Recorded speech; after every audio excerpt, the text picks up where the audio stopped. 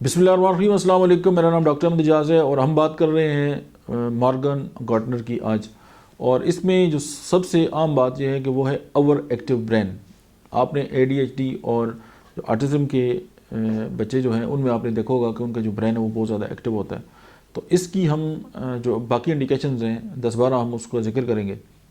सबसे पहले यह कि ब्लेफराइटिस जो है इसके अंदर जो है वो इन्फेक्शन है जो पाया जाता है। उसके बाद जो है इंटरकोस्टल न्यूरल्जिया है, इसकी ये इंडिकेशन है। फिर मायोकार्डाइटिस है, impatient tense with strong reaction वो लोग। और कुछ लोग ऐसे होते हैं जो अपने नाखून जो है वो खाते रहते हैं, ये उनकी दवाई भी है। और इरिटेबिलिटी और जेलसी इसमें जो है वो पाई जाती है। फिर ये कि नक्टर्नल फियर्स हैं, क्राइज आउट इन स्लीप, रात के खौफ और बंदा जो है वो रोते हुए जो उसकी आँख खुलती है।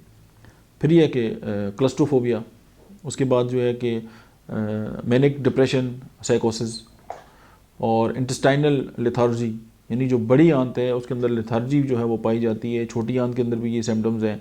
और जो डाइजेस्टिव सिस्टम है वो बहुत ज़्यादा स्लो होता है।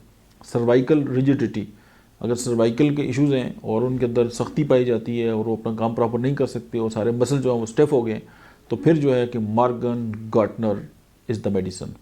फिर ये कि what's on breast and nipples, अगर फीमेल की ब्रेस्ट और जो निपल्स हैं उनके ऊपर वॉट्स हैं और ये फिर इंडिकेटेड है वहाँ पे भी मॉर्गन गार्टनर।